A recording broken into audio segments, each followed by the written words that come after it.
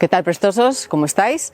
Nos gusta tanto Cangas de Onís y su parador que nos hemos vuelto de nuevo. Pero en este caso vamos a hablaros de los exteriores de la iglesia, de los canecillos y capiteles que ya de por sí dan para un programa y de todas las transformaciones que sufrió esa iglesia, San Pedro de Villanueva, que fue y que sigue siendo la iglesia parroquial de este pueblo.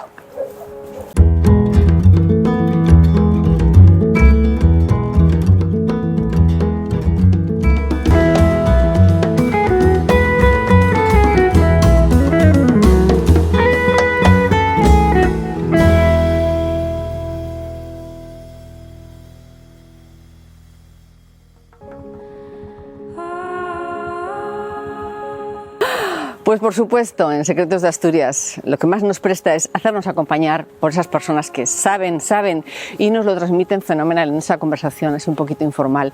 Y con Ignacio Bosch, como tenemos tanto contacto, ¿verdad? ¿Qué tal, Ignacio? ¿Cómo estás? Hola, Martina, bienvenida. Es un placer encontrarnos de nuevo aquí en el entorno del Parador. Y al lado de este señor que es un tejo, un monumento natural, que es un señor muy emblemático. Yo digo señor porque los tejos y los árboles para mí son señores y señoras, ¿no?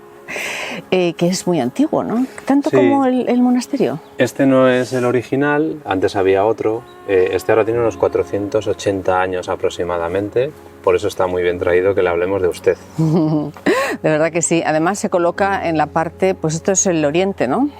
Aproximadamente. Exacto. Siempre un poco la tradición de la construcción de las iglesias cristianas, donde estaba antes la tradición del culto pagano asturcelta. Eso, y se reunían en torno, ¿no? Se reunían en torno y también la concreción de actos matrimoniales, celebraciones. Es un macho, no tiene vallas. Sí, es un macho. Y además tóxico. Claro, pero eso vamos a dejarlo para otro día. ¿Tú sabes lo del dicho de tirar los tejos? Claro, o cortejar. Pero bueno, a ver, explícame porque esto me ha sorprendido. Esto de cortejar yo no lo sabía que tenía que ver con los tejos. Sí, la tradición de colocar la ramita de tejo en el balcón de la persona a la que le ibas a pedir matrimonio. Pero bueno, tú sabes lo de la valla, ¿no? Tirar los tejos a las chicas. También, claro, todo vinculado. Bueno, esto es una de las torres más famosas de Asturias, que es la torre de esta iglesia, que es una torre que tiene como dos etapas, ¿no? Románica y luego siglo XVII, ¿no es así? Sí, el acceso a la iglesia de San Pedro con probablemente una espadaña anterior y luego la torre del siglo XVII, que la sustituye. Y luego hubo una época en la que taparon, ¿no? O sea, no se veía esta maravillosa portada de la que vamos a hablar ahora. Sí, era muy habitual. Cuando había cierta tensión social o bélica en los entornos, se encalaba las partes importantes para proteger de esos actos como vandálicos, en este caso probablemente en el siglo XIX con la entrada de los franceses. Porque hay que decir que las portadas estaban policromadas maravillosamente y probablemente en algún caso podía tener hasta pigmentos áureos, ¿no? Sí, sí. O sea, sí. Oro. La verdad es que es impresionante imaginarse cómo tenía que ser originalmente, ¿no? Con toda esa pigmentación, con el oro, el lapilázuli y los colores tan vivos, ¿no? Bueno, vamos a hablar de esa historia que vamos a ver si la tesis que yo te propongo te gusta o no, sobre el capitel del beso y la muerte de Fabila. Vamos allá. Bueno, vamos allá, Ignacio, porque cuántas veces y cuántas tesis, ¿no?, hay sobre estos capiteles maravillosos que, por cierto, están desarrollados por un taller que se ve un poquito más avezado, ¿no?, sí, que lo que había en otras partes del monasterio, ¿no es así? Tal cual, sí, es una escuela un poco con mayor capacidad técnica, ¿no? Sí.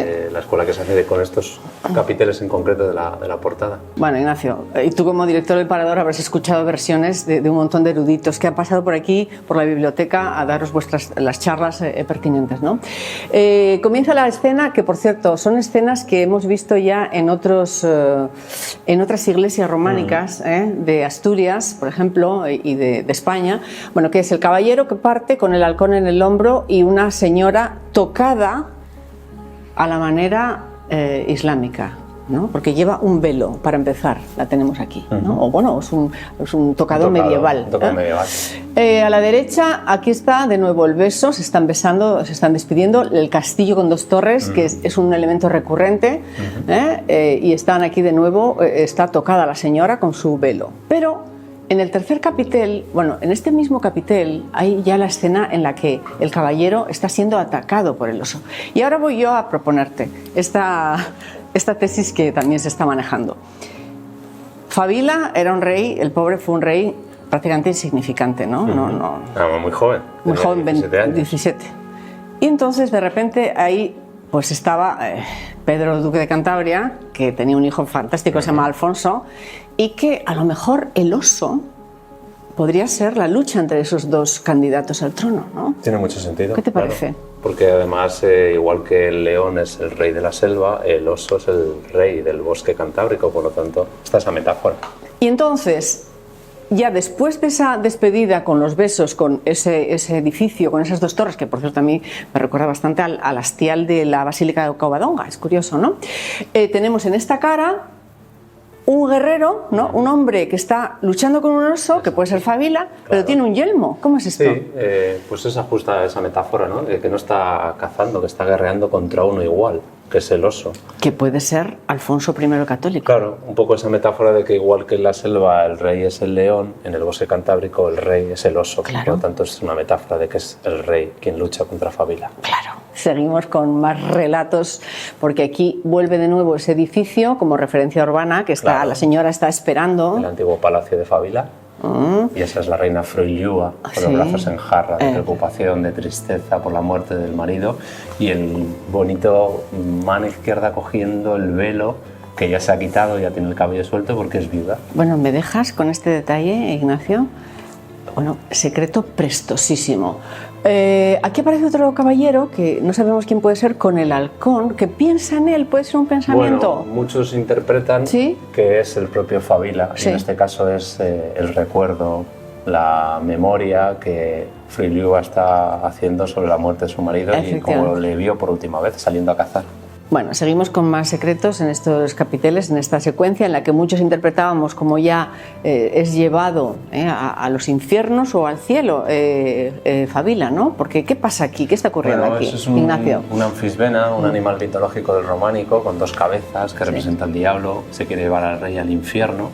Aparece que se lo está comiendo, que es la parte que le confiere ese concepto de las dos cabezas, y aparece San Miguel. En la esquina el arcángel San Miguel con el palo entre las manos para hacer de menos al demonio y llevar al rey donde tiene que estar un rey, que es en el paraíso, que lo representan las águilas reales mirando al cielo, y las dos enfrentadas que ratifican que todo lo contado es cierto. Pero antes de eso, que es muy interesante, recuerda que está divertidísima, porque la verdad es como una traslación del personaje de San Miguel a lo largo del capitel. Sí. O sea, no son varios personajes. No, es el movimiento. Eso es. Claro, es la técnica del cómic de hacer que el personaje se mueva con diferentes posiciones y así hace movimiento de lucha contra la anfisbena. Hablamos del siglo XII. Y esta anfisbena, pues para muchos expertos en historia del arte, es la mejor representada de todo el arte románico por la naturalidad que tiene en la posición del capitel. Maravilloso. Y como tú decías, cerrando, esas dos aves que representan a la monarquía, ¿no? Al poder. Sí, a las águilas reales. Las águilas reales y esa especie de corazón que hacen, que no es porque quiera ser corazón, sino que está reafirmando todo lo que han contado es cierto. Todo ello coronado por una magnífica línea de imposta con su taqueado jaques. Bueno, y sobre la jamba derecha, podríamos decir, ¿no? La parte derecha de la portada, diferentes capiteles así con detalles geométricos, ¿no? Sí, decoración vegetal típica del arte clásico, ¿no? Falta un capitel que se perdió y están solamente los tres. Bueno, interesantísimo está este triple ábside de San Pedro de Villanueva, de la iglesia. Estamos haciendo los exteriores con todos los canecillos, un gran catálogo de iconografía un poco... Sí, del arte erótico, del arte pagano, de elementos que eran incómodos en este caso y se visibilizaban de esta manera. Hay también pues ya capiteles más sencillos, como de bola de pico, ¿no? Con esa especie de bola, efectivamente, y luego tenemos algo muy divertido que habéis encontrado recientemente, que es la firma del cantero, porque todo el ábside, que este es el ábside, pues podemos decir de la izquierda, ¿no? Del central, sus sillares están marcados con una especie de P, que es el marca del cantero. Sí. Todos los sillares tienen su marca. Para Antonio García Francisco, el investigador que ha analizado San Pedro de Villanueva, siempre 8 firmas hay que encontrar, habían aparecido 7.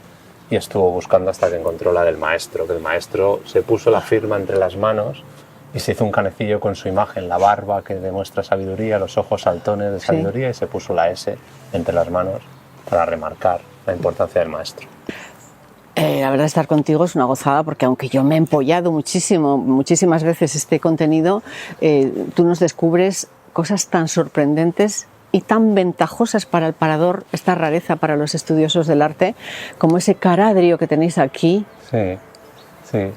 La verdad es que es una maravilla que se haya podido interpretar en esa metopa, esa ave mitológica que en los palacios se posaba en la cama de las personas que estaban con alguna enfermedad, y si volteaba la cabeza le estaba sentenciando de muerte, y si le miraba a los ojos le curaba porque llevaba la enfermedad al sol y la quemaba. Y esta es la única iglesia románica, por ahora que se sepa, interpretada, que tiene los dos ejemplos del caradrio, el que está sentenciando y el que está dando la vida al enfermo. Aquí está sentenciándolo porque está volteada la cabeza, está el clérigo tumbado, yacente, con la cabeza un poco así entornada, si queremos verlo, como si estuviera falleciendo. Exacto.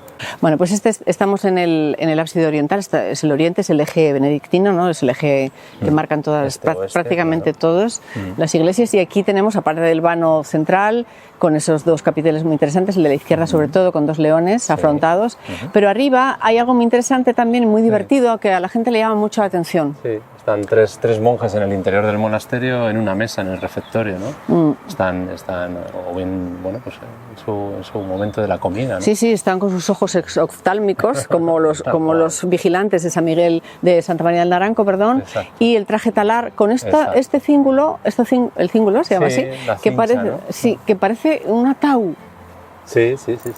El ataúd es muy importante en el mundo. De verdad que esto es, Dios mío, tendríamos que tener una serie, como una televisión.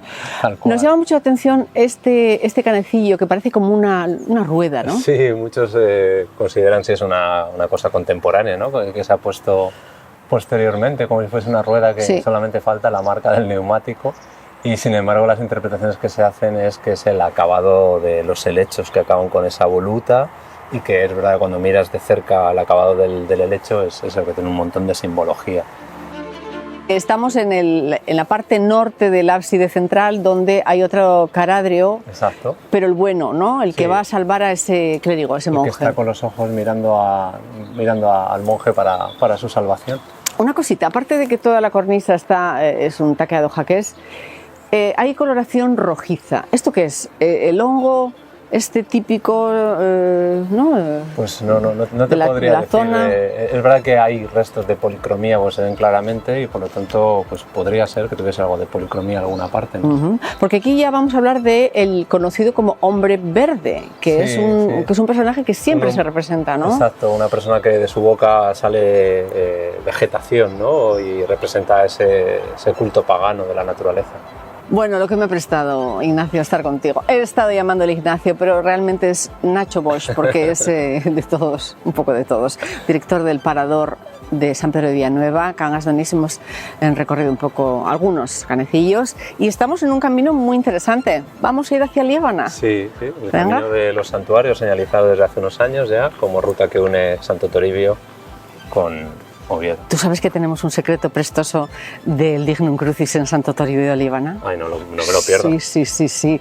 Hemos ido y hemos ofrecido a nuestros seguidores ese programa como tan maravilloso. Muchísimas gracias. Muchas gracias. De verdad, un placer siempre, no es peloteo, estar con Ignacio Bosch y venirse al Parador rodeado de tantas maravillas. Nos vemos el martes con más maravillosos secretos de Asturias. Hasta el martes.